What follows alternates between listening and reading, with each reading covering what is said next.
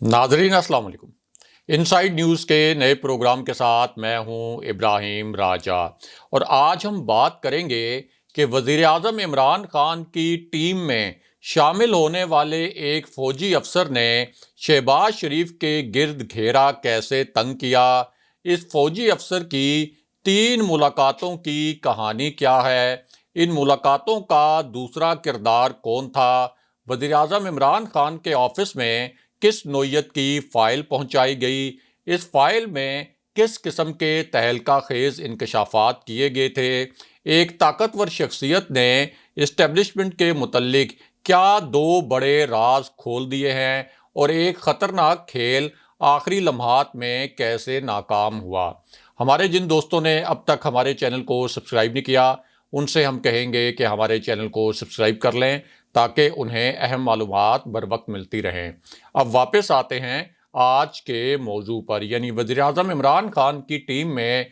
शामिल होने वाले एक फ़ौजी अफसर ने शहबाज शरीफ का मुहासरा कैसे किया और एक ताकतवर शख्सियत ने इस्टेब्लिशमेंट के मुतल्लिक किस नोयत के इंकशाफात किए हैं। सबसे पहले आपको एक ब्रेकिंग न्यूज़ और एक ताज़ा तरीन ख़बर से आगाह करते हैं। ये ख़बर ऐसी है जिसमें कुछ नए इंकशाफात किए गए हैं, कुछ नए नुकात सामने लाए गए हैं। ये इंकशाफात और ये नुकात इससे पहले मंजर आम पर नहीं आए थे, लेकिन अब इन नुकात की और इन नए इंकशाफात की एक आला सतह के कानूनी फोरम पर बाकायदा तस्दीक की गई है। और ये जो खबर है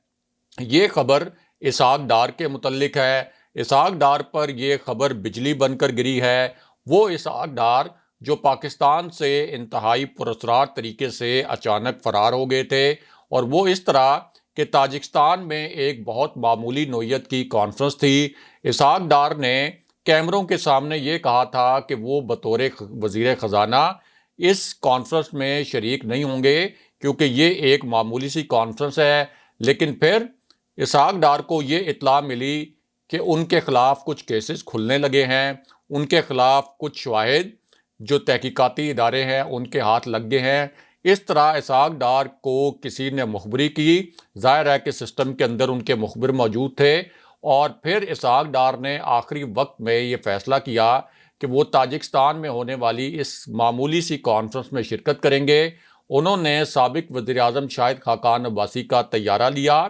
खिलाफ ज़ाब्ता उस तैयारे पर सवार होकर वो ताजिकिस्तान पहुँचे और ताजिकिस्तान से ही वो लंदन रवाना हो गए। और उसके बाद जो तैयारा शाहिद खाकान अब्बासी का था बतौर प्राइम मिनिस्टर जो उनको सरकारी हैसियत में मिला हुआ था, वो तैयारा फिर खाली पाकिस्तान आया। इस तरह पाकिस्तान के कौमी ख़जाने को भी नुकसान पहुँचा और इसहाक डार उसके बाद लंदन फ़रार हो गए। और लंदन फ़रार होने के बाद उनके पास डिप्लोमेटिक पासपोर्ट्स थे, उनके पास भी और उनकी अहलिया के पास भी। हुकूमत पाकिस्तान की जानिब से कहा गया कि आप पाकिस्तान वापस आकर अपने मुकदमात का सामना करें और अगर आप वापस नहीं आते तो आपके सफारती पासपोर्ट्स कैंसिल कर दिए जाएंगे। लेकिन इसहाक डार ने और उनकी अहलिया ने अपने सफारती पासपोर्ट कैंसिल नहीं किए, जिसके बाद हुकूमत पाकिस्तान को इसहाक डार और उनकी अहलिया के पासपोर्ट्स कैंसिल करना पड़े। और जिस वक्त ये पासपोर्ट्स कैंसिल किए गए तो उसके बाद इसहाक डार ने सियासी पनाह की दरख्वास्त दे दी बरतानिया में, ख़ुद को स्टेटलेस डिक्लेयर कर दिया और इस वक्त इसहाक डार बरतानिया में सियासी पनाह लिए हुए हैं। अब इसहाक डार के मुतल्लिक बड़ी खबर ये आई है कि उनकी अहलिया तबस्सुम इसहाक ने इस्लामाबाद हाई कोर्ट में एक दरख्वास्त दायर की थी और इस दरख्वास्त में तबस्सुम इसहाक जो इसहाक डार की अहलिया हैं उन्होंने ये मौक़िफ़ अपनाया था कि गुलबर्ग 3 लाहौर का जो घर है वो असल में उनकी मलकियत है, वो इसहाक डार की इस वक्त मलकियत नहीं है बल्कि इस वक्त वो मेरी मलकियत है। इसहाक डार की अहलिया ने ये मौक़िफ़ अपनाया था इस्लामाबाद हाई कोर्ट में और ये कहा कि इसहाक डार ने असल में 14 फरवरी 1989 को ये घर मुझे तोहफे में दे दिया था और एहतसाब अदालत ने घर पर मेरे दावे की तहकीकात किए बगैर इसे नीलाम करने का हुक्म जारी किया, क्योंकि एहतसाब अदालत ने कहा था कि इसहाक डार चूँकि मुकदमात को भुगतने के लिए पाकिस्तान वापस नहीं आ रहे, تحقیقات میں تعاون نہیں کر رہے، ان کو اشتہاری اور مفرور قرار دیا گیا تھا، تو ان کی جائیدادوں کی نیلامی کی جائے۔ لیکن جس وقت احتساب عدالت نے کہا کہ اسحاق ڈار کا یہ لاہور والا گھر نیلام کیا جائے، تو اس کے بعد اسلام آباد ہائی کورٹ میں اسحاق ڈار کی اہلیہ نے اس نیلامی کو رکوانے کے لیے ایک درخواست دائر کی تھی، اور استدعا انہوں نے یہ کی کہ یہ گھر مجھے اصل میں اسحاق ڈار نے تحفے میں دے دیا تھا، لہٰذا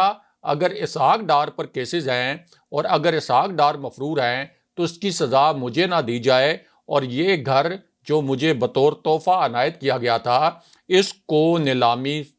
سے روکا جائے، اس کی نیلامی سے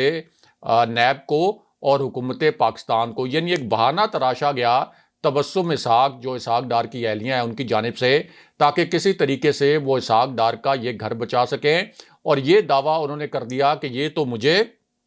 تحفے میں دے دیا گیا تھا۔ لیکن ہوا کیا؟ ہوا یہ کہ جب اسلام آباد ہائی کورٹ میں اس کیس کی سماعت ہوئی تو عدالت نے دونوں طرف کے دلائل سنے۔ تبسم اسحاق کے جو موقف تھا کہ یہ گھر ان کو تحفے میں ملا تھا،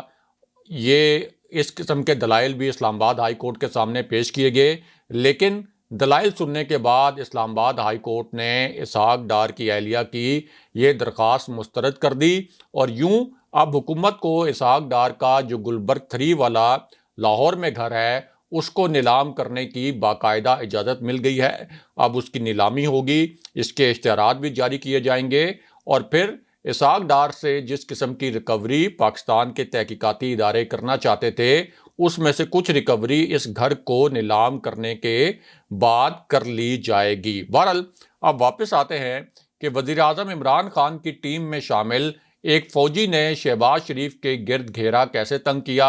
اور مختصراً آپ کو یہ بھی بتاتے ہیں کہ سینٹ میں یوسف رضا گیلانی اور چیئرمین سینٹ صادق سنجرانی کے درمیان جھڑپ کی دلچسپ کہانی کیا ہے۔ تو معاملہ یہ ہے کہ سینٹ کے کل ارکان کی تعداد 100 ہے، لیکن چونکہ اسحاق ڈار اس وقت لندن فرار ہوئے ہیں، اس لیے سینٹ کا جو ہاؤس ہے یہ اس وقت 99 ارکان پر مشتمل ہے۔ لیکن جو سب سے اہم اجلاس تھا، جو سب سے کلیدی اجلاس تھا، جو سب سے آپ کہہ سکتے ہیں کہ فیصلہ کن اجلاس تھا، اس سیشن میں 99 کے بجائے کل 86 ارکان موجود تھے، اور سینٹ میں حکومت کے ارکان کی تعداد دیکھی جائے تو یہ کل ملا کر تقریباً 47 بنتی ہے، جبکہ اپوزیشن کے ارکان کی تعداد جو ہے یہ 51 بنتی ہے، اور اپوزیشن کو حکومت کے اوپر کم سے کم 4 ارکان کی برتری حاصل ہے، اور یہ بڑی ایک کلیئر میجورٹی جو ہے اپوزیشن کو سینٹ میں حاصل ہے حکومت کے اوپر۔ اب یہ جو فیصلہ کن اجلاس تھا، جب یہ اجلاس شروع ہوا تو حکومت نے اسٹیٹ بینک ترمیمی بل پاس کروانا تھا، اور اپوزیشن نے ہر صورت اس بل کا راستہ روکنا تھا، اور اپوزیشن کو یہ بھی پتا تھا کہ ان کے پاس سینٹ میں عددی اکثریت ہے، اس لیے جیت انہی کی ہوگی۔ لیکن جب اس بل پر رائے شماری کروائی گئی تو بل کے حق میں بھی اور بل کی مخالفت میں بھی 42 ووٹ آئے، اور یہ اپوزیشن کے لیے ایک بہت بڑا جھٹکا تھا کہ سینٹ میں عددی اکثریت کے باوجود اپوزیشن اور حکومت کے جو ووٹ ہیں وہ برابر ہو گئے، اور اس کے بعد چیئرمین سینٹ نے حکومت کے حق میں ووٹ دے کر یہ بل پاس تو کروا دیا۔ لیکن اس معاملے میں اب ایک تازہ ترین اپڈیٹ ہے اور ایک ٹوسٹ بھی ہے، اور وہ ٹوسٹ یہ ہے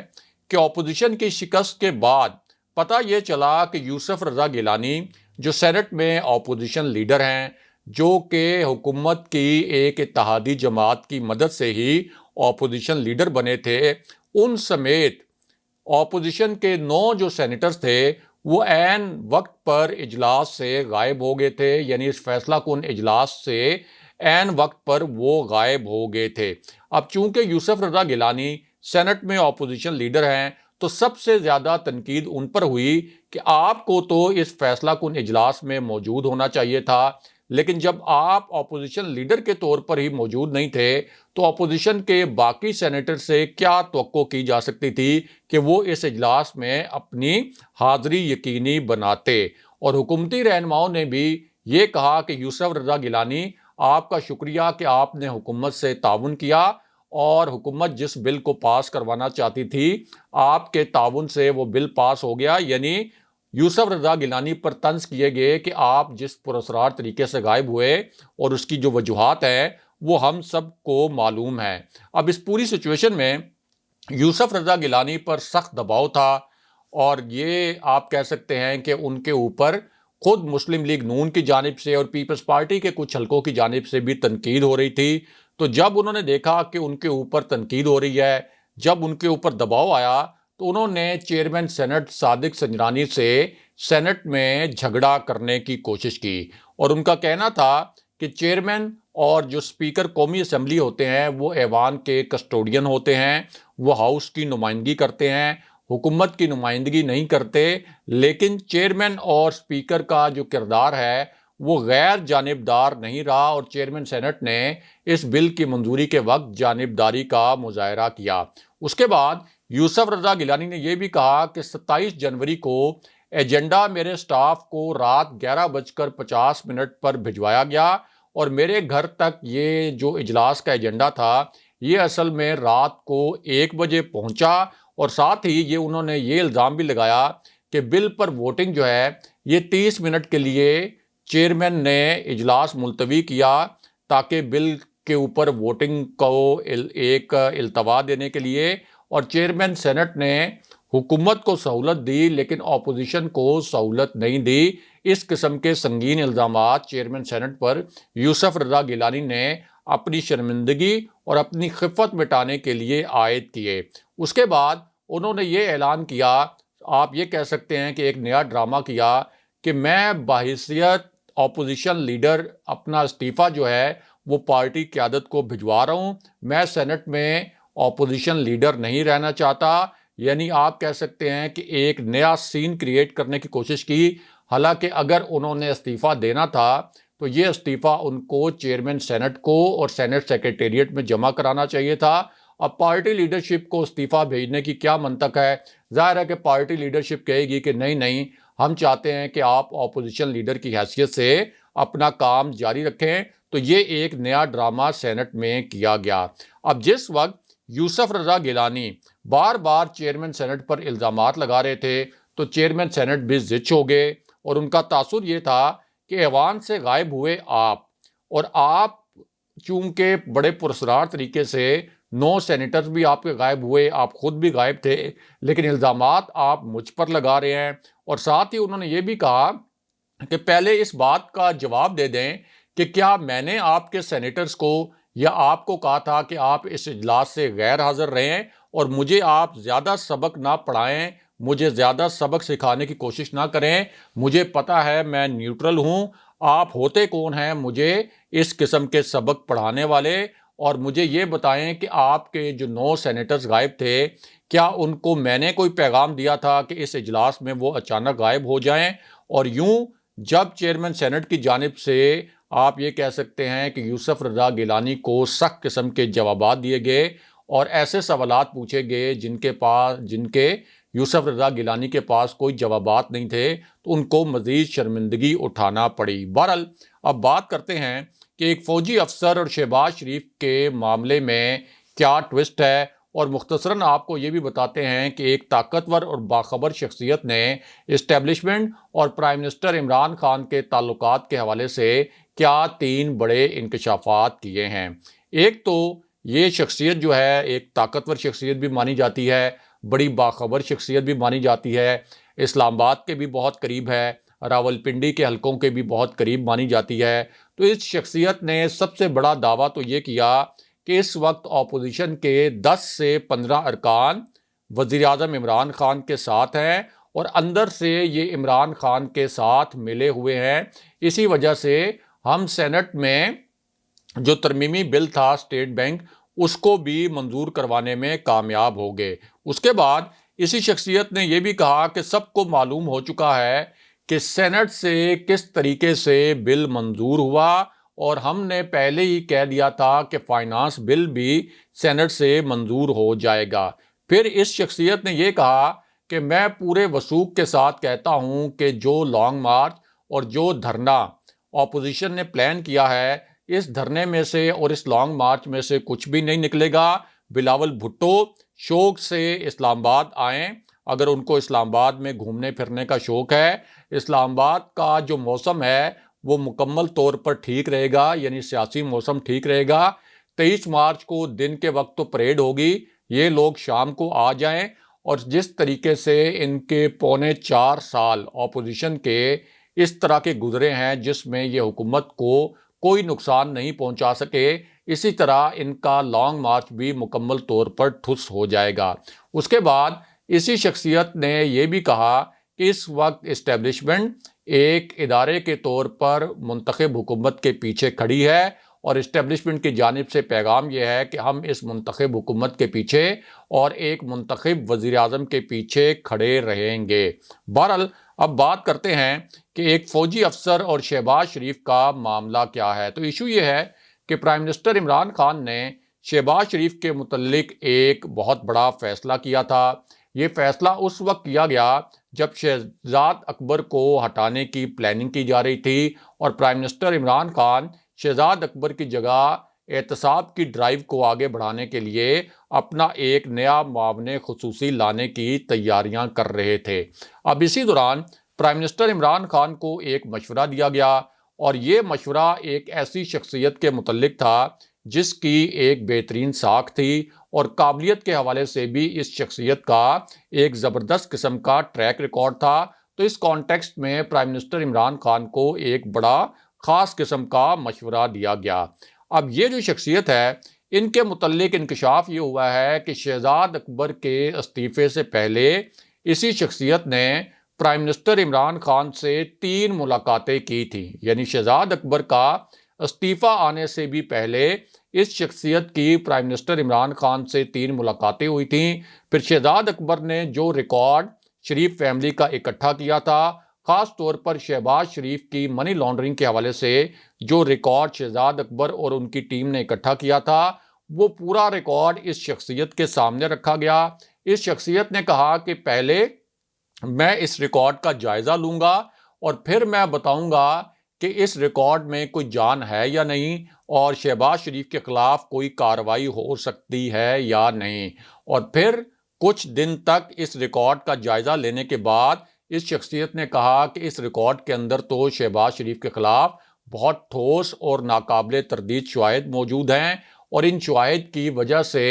شہباز شریف کو ہر صورت میں سزا ہو سکتی ہے۔ اسی طرح مریم نواز اور شاہد خاقان عباسی کے کیسز کا جو ریکارڈ ہے وہ بھی اسی شخصیت کے حوالے کیا گیا۔ اب یہ انکشافات ہوئے ہیں۔ اب یہ جو شخصیت ہے، یہ ہے پرائم منسٹر عمران خان کے نئے معاون خصوصی بریگیڈیئر مصدق عباسی صاحب، جو کہ ظاہر ہے کہ ایک فوجی آفیسر رہ چکے ہیں، اور اب ذرائع کے مطابق جب انہوں نے یہ ریکارڈ کا جائزہ بھی لے لیا، پرائم منسٹر عمران خان سے پہلے ہی 3 ملاقاتیں بھی کر لیں، تو اب انہیں ٹاسک یہ دیا گیا کہ 23 مارچ سے پہلے ان شواہد کی بنیاد پر جو شہباز شریف کے خلاف موجود ہیں اور جو ریکارڈ موجود ہے، شہباز شریف کو گرفتار کروانا چاہیے 23 مارچ سے پہلے، اور اسی طرح مریم نواز اور شاہد خاقان عباسی کے جو کیسز ہیں وہ بھی تیزی سے آگے بڑھنے چاہیے۔ اور بریگیڈیئر مصدق عباسی نے کرپشن کے متعلق اور جو ریکارڈ تھا شہباز شریف کے کیسز کا اور جو شواہد تھے، ان کو دیکھنے کے بعد ذرائع کا کہنا ہے کہ اس ٹاسک پر کام کرنے کے لیے رضامندی بھی ظاہر کر دی ہے، اور وہ بہت پر امید ہیں کہ یہ جس قسم کے ثبوت ہیں اور جس قسم کے شواہد ہیں، اس کے بعد شہباز شریف کا کیس جو ہے وہ ہر صورت منطقی انجام تک پہنچے گا۔ اگلے پروگرام تک کے لیے خدا حافظ۔